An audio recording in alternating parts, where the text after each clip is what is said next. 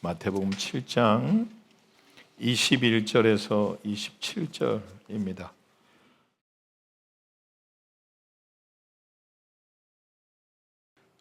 우리는 얼마 전에 모아 캠프를 끝냈습니다.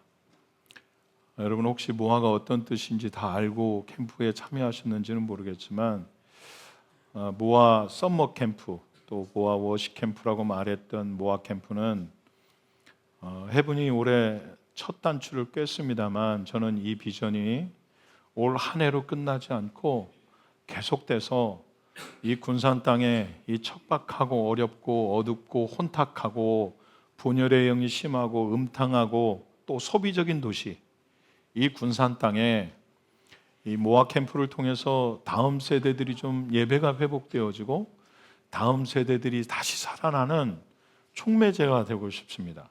그러니 여러분들도 모아를 쉽게 생각하지 않으셨으면 좋겠고 모아를 위해서 더 많이 기도해 주시고 모아가 끝난 게 아니라 시작이어서 지금도 모아 캠프 팀은 뭔가를 준비하고 기도하고 그렇게 하고 있음을 제가 봅니다. 그러니 여러분 경홀히 여기지 마십시오. 그런데 이 모아의 뜻은 제가 처음에 캠프 이름을 제가 지은 게 아니라 저는 말씀만 줬습니다. 신명기 6장 쉐마 이스라엘아 들으라 주 여호와는 하나님은 참 우리의 주시니 너는 마음과 뜻과 힘을 다해서 주 너의 하나님을 사랑하라 라고 하는 그 말씀. 그래서 이 말씀을 네 자녀에게 밤낮으로 가르치고 문설주에 기록하고 이 말씀을 줬습니다. 주고 캠프를 뭐라고 해야 될까, 캠프 이름을 뭐라고 지을까를 모아팀한테 줬습니다. 만약에 제가 했잖아요. 제가 했으면 아마 고리타분하고 그 꼰대 같은 이름들이 있잖아요.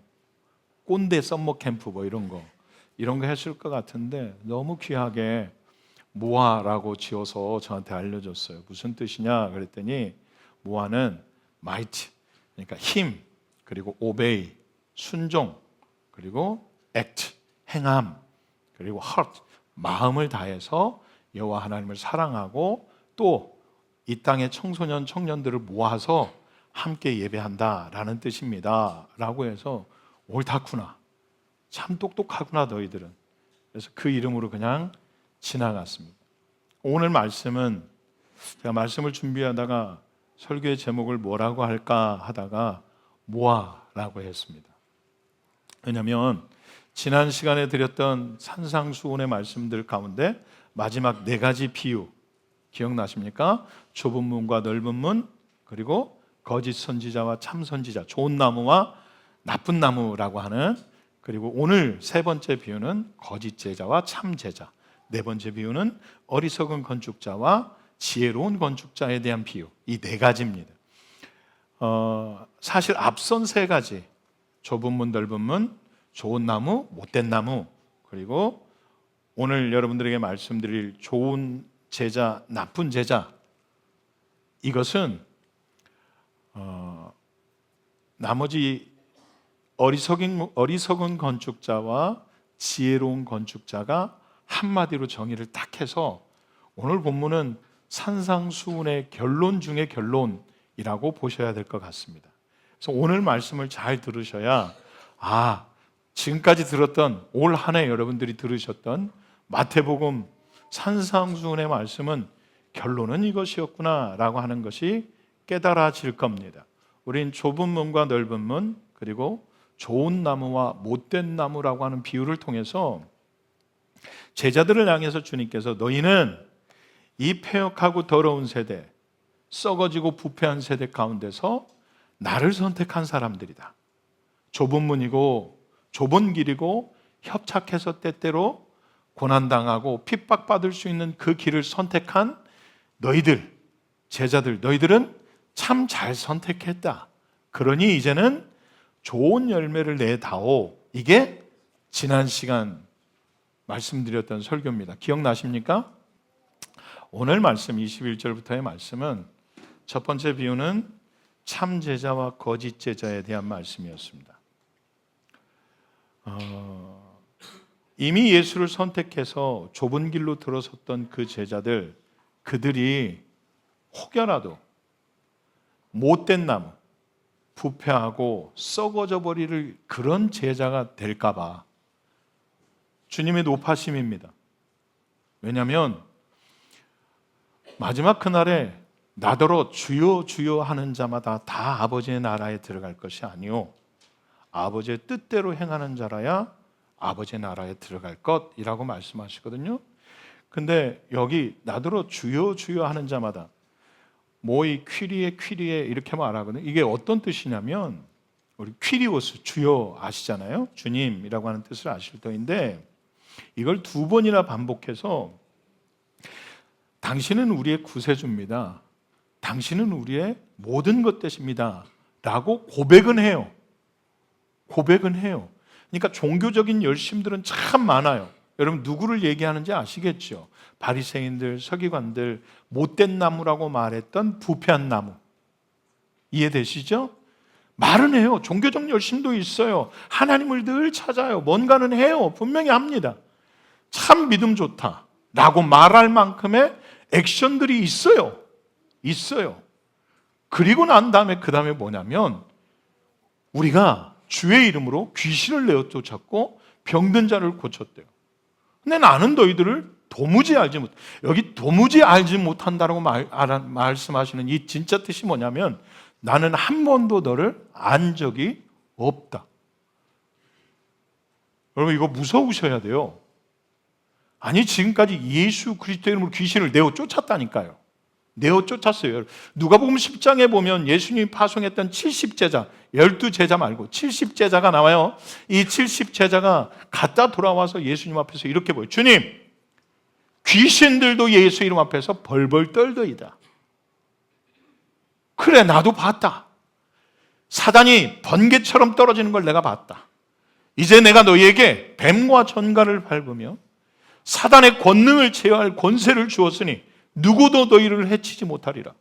여러분 이렇게 비교하면 예수의 이름으로 귀신을 내어 쫓고 예수의 이름으로 병든 자를 고치는 것, 그건 주의 이름 아니면 안 되는 일이잖아요.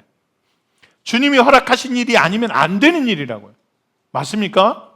그런데 주님이 그 결과를 보고도 뭐라고 하시냐면 나는 너희를 안 적이 한 번도 없다.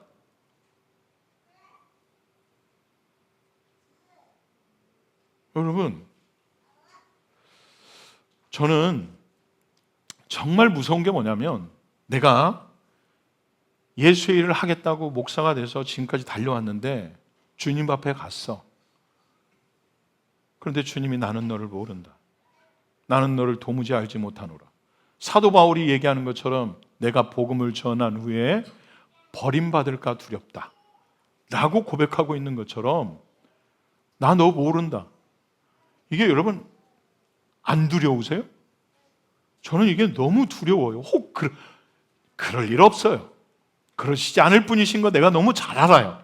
그런데 모르잖아요. 내 삶이 어떻게 변할지, 어떤 삶을 살아낼지 제가 모르잖아요. 그런데 제가 그게 두렵다고요. 혹 나도 모르는 사이에 썩고 부패해져서 주님이 나를 모른다고 할까 봐 두렵다고. 저는 그게 너무 두려워요. 만약에 그렇게 될 거라고 한다면 여러분 실컷 예수 믿겠다고 해서 안 하고 참고 버틴 거 너무 많잖아요. 그렇죠. 예수 믿는다는 것 때문에 때때로 참아내고 때때로 이거 예수 믿는다라는 이유로 손해보고 너무 많아요. 그냥 단순히 보면 누가 내 차 박으면 괜찮네요 하고 보내줬는데 나는 받으면 보험 다 들여서 해줘야. 이거 겪어본 사람들 여기 꽤 있을걸? 그렇게 살았어요. 그런데 막상 주님 앞에 갔더니 난 너 모른다. 억울해요, 안 억울해요? 그러면 나는 막 땡깡 놀 거예요. 이 양반이 미쳤나 지금. 내가 세상에서 포기한 게 얼마나 많은데, 내가 양보했던 게 얼마나 많은데, 내가 어떻게 살았는데 지금 와가지고 모른다고 그러세요. 주님, 말도 안 돼요. 내 인생 돌려줘. 그렇게 될 것 같아요. 너무 두려운 말씀이에요. 예수의 이름으로 뭔가를 했어요. 주여 주여도 했고 종교적 열심도 있었고 예수가 허락하지 않으면 안 될 일들도 했어요. 그런데 막상 주님 앞에 갔더니 나는 너를 안 적이 한 번도 없다. 이건 너무 두려운 말이에요. 그래서 어떻게 이렇게 냉정하시고 냉철하시게 어떻게 이렇게 저주 같은 말씀을 퍼부으실 수 있을까? 참 심하다. 어떻게 이렇게 말씀하실 수 있을까? 생각해 봤더니 앞에 말씀을 버릴 수 없었어. 왜냐하면 지금 주님이 본인을 선택한 제자들의 삶이 어떠할 걸 너무 잘 알고 계시거든요. 예수를 선택한 길이 얼마나 좁은 길인지, 얼마나 협착한 길인지, 얼마나 핍박받을지 너무 잘 알고 계시거든요. 너희는 그렇게 살지 마라. 너희는 그렇게 결정하지 마라. 네 마음을 끝까지 잘 지켜서 너희는 혹여나 쓰임받다 버림받는 나무 되지 마라. 너희는 혹여나 부패해져서 나는 너를 모르겠다라고 말하는 그런 제자 되지 마라 라고 불안한 마음에, 노파심에. 그럼 그러지 않았을 것 같으세요? 실컷 기도하고 선택했는데 이단의 길을 쫓아갔던 집사도 있었고, 실컷 주님께서 선택하셔서 제자로 세운 사람들 가운데 예수를 판 사람도 있어요. 언제 어떻게 우리의 마음이 변하고, 언제 어떻게 변질되어져서 부패해져서 썩어 없어질 사람들이 될지 몰라요. 주님이 나는 너를 도무지 모르겠다라고 부인할, 안면몰수할 그런 사람들이 우리 가운데 나오지 말라는 법이 어디 있어요? 나 또한, 여러분 또한 어떻게 자유할 수 있어요? 많은 사람들이 여러분 처음부터 그렇게 못된 목회자는 아니었고, 처음부터 여러분 그렇게 나쁜 그리스도인들은 아니었을 텐데, 끝자락이 별로 좋지 않은 목회자, 끝이 별로 좋지 않은 성도들을 보면 주님이 왜 나는 너를 도무지 알지 못한다, 나는 너를 한 번도 안 적이 없다라고 말씀하시고 경고하실 만한, 왜 그렇게 하셨는지 짐작이 되더라는 거예요. 이해되셨습니까?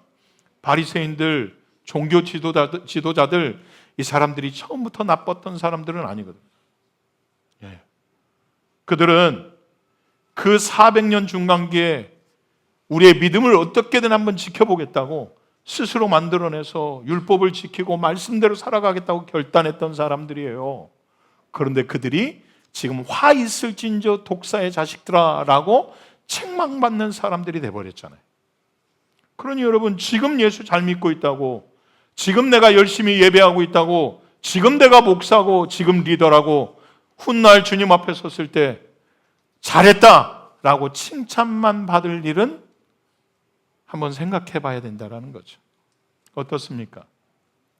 주님이 왜 그렇게 단호하셨는지. 그러면서 방법을 제시하세요. 그냥 막연하게 놔두지 않고 어떻게 하면 우리가 흔들리지 않을 수 있는지, 어떻게 하면 부패하지 않을 수 있는지 방법을 제시하세요. 그 방법이 바로 주의 말씀을 듣고 지켜 행하는 자들이에요. 뭐라고요? 말씀을 듣고 행하는 자들. 주의 말씀들을 듣고 그것을 행하는 자들은 지혜로운 건축자들이래요. 그래서 그들은 그들의 집을 반석 위에 지은 자들 같으니 바람이 불고 창수, 폭풍이 나도 흔들리지 않을 거래요. 하지만 어리석은 건축자는 그 집을 모래 위에 지은 자와 같으니 비가 오고 바람이 불고 태풍이 불면 집이 무너질 거라고 말해요. 여러분, 여기서 집은 물론 우리가 알고 있는 그냥 집일 수 있지만, 여기서 말하는 집은 성전된 우리 몸을 뜻해요. 우리의 몸. 하나님이 우리를 집 삼으셔서 이 안에 거처 삼으시고 함께 거하길 원하시는 집, 주의 집, 성전이라고요. 사도 바울이 고린도전서 3장 16절에서 말하는 것처럼 우리는 하나님의 집이에요. 아멘? 하나님의 집이에요. 그런데 이 성전된 몸을 어리석은 자들은 어디다 짓는 거냐면 여기 모래 위에라고 말했는데, 이스라엘 백성들은 건기가 되면 다 모래야. 건기가 되면 다 모래라고요. 그러니까 좀 땅을 일구기 쉽고 기초를 닦기 쉽고 편안한 곳, 보이기에 편안한 곳에다가 집을 짓는 거예요. 그런데 거기에 우기가 되어지면 강이 돼버리네. 누구도 거기다 집을 짓지 않아요. 그런데 주님은 지금 비유로 말씀하시는 거예요. 어리석은 사람들은 집을 짓는데 어디다 짓냐면 보기에 편안하고 그럴싸하게 지을 수 있는 곳에다 집을 짓는데요. 지금 괜찮으니까, 지금 그럴싸하니까 일하기 쉽고 괜찮은 곳을 선택해서 거기다 집을 짓는데요. 그런데 비가 오고 바람이 불고 태풍이 불면 우기가 되어지면 그 집은 순식간에 무너질 거라는 거예요. 지혜로운 사람은요, 지혜로운 사람은 그 집된 성전을 어디다? 반석 위에. 말씀이신 예수 그리스도가 우리의 반석 되어지시는 것도 분명하지만 또 하나의 여기에 반석은, 이스라엘 백성들에게 반석은 성전산이에요. 모리아산. 결코 무너지지 않을 그 산, 거기를 벗어난 적이 없잖아요. 성전을 거기가 벗어난 적이 없어. 아브라함이 이삭을 바쳤던 곳, 솔로몬이 성전을 지었던 곳, 이스라엘 백성들이 바벨론 유수에서 돌아와서 다시 성전, 제2의 성전을 지었던 수룹바벨 성전을 지었던 곳, 또 헤롯이 확장해서 지었던 그 성전터, 거기는 영원한 반석에 무너지지 않아요. 하나님이 약속하셨던 곳이에요. 어떤 사람은 그곳이 경작하기도 어렵고 기초를 놓기도 어렵지만 거기다 성전, 집을 만들 거래요. 지금 편한 게 아니에요. 지금 쉬운 게 아니에요. 지금 당장 눈에 보기에 좋은 게 아니에요. 어렵고 힘들고 까다로울 수 있지만 그럼에도 불구하고 무너지지 않을 곳에다가 성전을 세우겠다라는 거예요. 이 사람이 어떤 사람이라고요? 주의 말씀들을 듣고 지켜 행하는 사람들. 그 사람들이 그렇게 지은 거라고 그래요. 여러분, 오늘 본문에는 행함이라고 하는 말이 자주 나와요. 아니, 매 절마다 거의 나와요. 2절을 빼고. 한번 볼까요? 행함, 포이에오라는 말은 맞아요. 그냥 단순히 뭔가 액션을 일으키는 걸 말해요. 그런데 마태가 말하고 있는 여기에서 행함은 달라요. 예수 그리스도의 절대적인 주권에 굴복한 자들의 삶을 뜻해요. 단순히 말씀이 이러니 이렇게 행해야 되겠다. 마치 내 마음은 싫지만, 내 마음은 그걸 원하지 않지만 말씀이 이러하니 한번 해봐야 되겠다라고 말하는 행함을 뜻하지 않아요. 마태가 의도했던, 예수님이 의도하셨던 여기의 행함은 절대적인 주님의 주권을 인정함으로 인하여서, 그리고 내 안에 성령의 절대적인 지배 아래서 나도 모르는 사이에 자발적으로 일어나고 있는 행함을 말해요. 이 행함은 주를 사랑하지 않으면 행해질 수 없고, 주의 구속의 은혜를 맛보지 않으면 행할 수 없고, 주의 성령의 지배 아래 들어가지 않으면 행할 수 없는 행함을 말해요. 억지로라도 순종해봐라, 억지로라도 행해봐라 라고 말하지만 오늘 본문에서 말하고 있는 이 행함은 말씀의 절대적인 권위 아래 굴복해서 말씀이 이러하니 억지로 행해야겠다라는 게 아니라 말씀이 내 삶의 절대적인 주권을 가지고 있으니 내 삶은 이렇게 가는 것이 맞다라고 인정하는 삶을 말한다고요. 이해되셨습니까, 여러분? 뭐가 다르냐고요? 많이 달라요. 많이 달라요. 단순히 말씀이 이러하니 한번 해봐야 되겠다라고 하는 뜻이 아니에요. 내 삶이 예수 그리스도의 절대적인 주권을 인정하는 거예요. 여러분, 행함 자체가 구원을 주지 않아요. 이걸 말하면 율법주의다라고 말하는 사람들이 있는데, 행함 자체가 우리에게 구원을 주지 않아요. 행해서 구원받지 않아요. 구제를 많이 하고 기도를 많이 했다라고 말해서 구원받지 않아요, 여러분. 네, 에베소서 2장에 되어 있어요. 너희가 받은 구원은 너희의 행위에서 난 것이 아니다. 하나님의 선물이다. 왜냐하면 누구도 그 행위를 자랑하지 못하게 하려고 하나님이 그냥 선물로 부어준 것이 구원이다. 그러니 우리의 행위 자체가 우리에게 구원을 주진 않아요. 하지만 그분의 절대적인 주권을 인정함으로 말미암아서 아들을 제단 앞에 드릴 수밖에 없었던 아브라함의 순종처럼 행위가 수반되어져요. 내가 하나님의 주권을 인정하면 행위가 따라와요. 내가 누군가를 사랑하면, 많이 사랑하면 하지 말라고 해도 내 삶에 어떤 행함들이 따라오는 것처럼 내가 누군가를 너무 많이 존경하고 경외하면 하지 말라고 해도 내 삶의 어떤 행위들이 수반되어지는 것처럼, 내가 하나님을 사랑하면 우리의 삶 가운데 행위들이 따라오게 되어 있어요. 마태가 예수님이 말하고 있는 여기에 행위는 그런 행위들이에요. 주의 말씀이 내 삶을 강권적으로 붙잡아서, 그 살아계신 주님의 말씀이 내 삶을 강력하게 붙들어서, 어쩌다가 한번 읽은 말씀에 감동되고 어쩌다가 한번 본 말씀이 내 감정을 건드린 것이 아니라 늘 내 삶 가운데 그 말씀이 힘이 되고 능력이 되어지는 주권적인 강력한 역사가 내 삶에 있어서 하려고 안 했는데 나도 모르게 따라가는, 분명히 내 육신은 이렇게 가길 원하지만 나도 모르는 사이에 점점 그 말씀에 녹아져서 예수 그리스도의 장성한 분량에 이르기까지 하나님의 성품으로 따라가는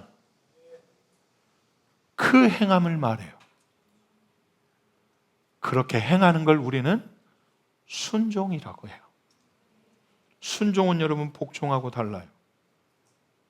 복종은 내가 원하지 않아도 따라갈 수밖에 없어요. 맞죠? 명령에 혹은 어떤 지휘책에 따라서 나는 원하지 않는데 내가 행할 수밖에 없는 걸 우리는 복종하고 굴복했다고 말해요.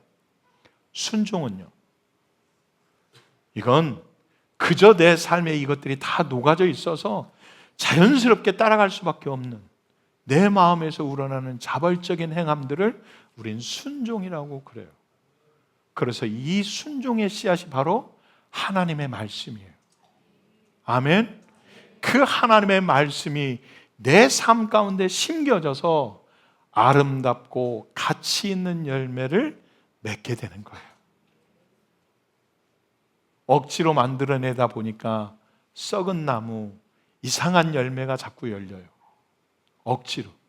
내가 그래도 목사인데, 내가 그래도 리더인데, 내가 그래도 오래 다녔는데, 내가 그래도 집사인데, 억지로 자꾸 뭔가를 만들어내려고 하다 보니까 이렇게 하지 않으면 안 될 것 같으니까 우리도 모르는 사이에 만들어내서 그 열매가 부패한 열매, 가치 없는 열매가 되는 일들이 수없이 많아요.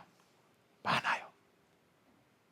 그런데 주님이 원하시는 열매는 그냥 내가 그분의 절대적인 주권을 인정하는 거예요. 내 삶 가운데 예수가 주인이십니다. 말로만 퀴리에 하는 것이 아니라 그분이 내 삶의 온전한 주인이십니다. 사랑하는 여러분, 주인이 내 삶을 붙잡고 있는데 내 마음대로 되겠어요? 주인이 내 삶을 붙잡고 있는데 내 마음대로 하겠다고 땡깡 나요? 안 돼요. 할 수가 없어요. 안 되더라고요. 제가 보니까 안 돼요. 나는 분명히 하고 싶은데 안 될 때가 있어요. 그리고 안 하고 싶은데 해야 될 때도 있어요. 참 미치고 팔딱 뛰겠어요. 근데 주님은 그렇게 되길 원하세요. 절대적인 주님의 주권을 인정하고 그분의 입에서 나온 그 로고스의 말씀이 내 삶에 들려지니 이것이 레마가 되어져서 그대로 따라갈 수밖에 없는, 이게 바로 순종의 삶이에요. 주님은 오늘 우리에게 그걸 요구하고 계세요. 그래서 모아예요. 네 힘과 순종과 행함과 마음을 다해서 여호와의 말씀을 따라가는 거예요. 사랑하는 거예요.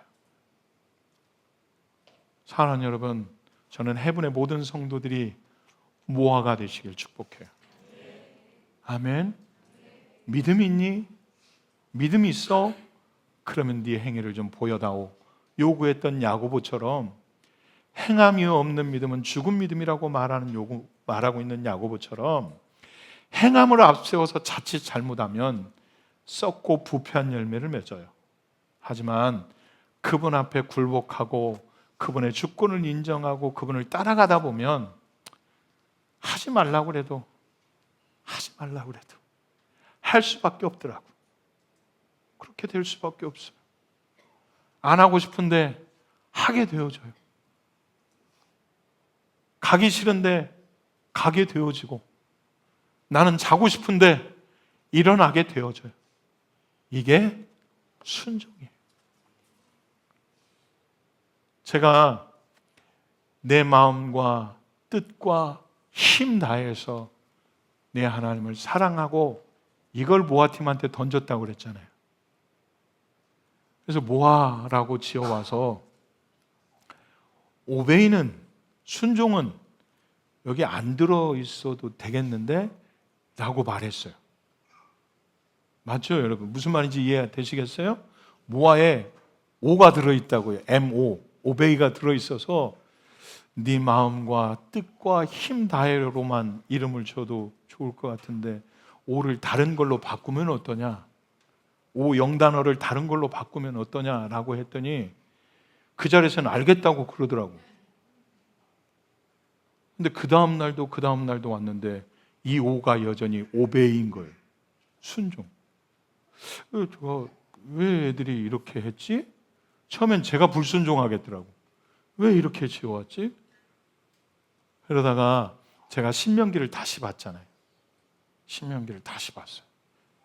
봤더니 주님이 원하시는 건 억지로 네 문설주에 써 바르고 네 자식들에게 가르치고 그게 아니고요. 네 마음과 힘과 뜻 다해 주 여호와를 사랑하면 그렇게 될 수밖에 없더라고요. 그렇게 될 수밖에 없어요. 그래서 제가 순종하기로 했어요.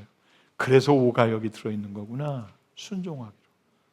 사랑하는 여러분, 우리 키즈도 틴즈도 또 우리 어른들도 전부 다 여러분의 믿음의 삶이, 믿음의 여정이 여러분들의 인생이 끝나는 그날까지 무화되시길 축복해요. 그래서 주님 앞에 섰을 때 잘했다, 너무 애썼다, 칭찬받는 그런 믿음 되시길 축복합니다.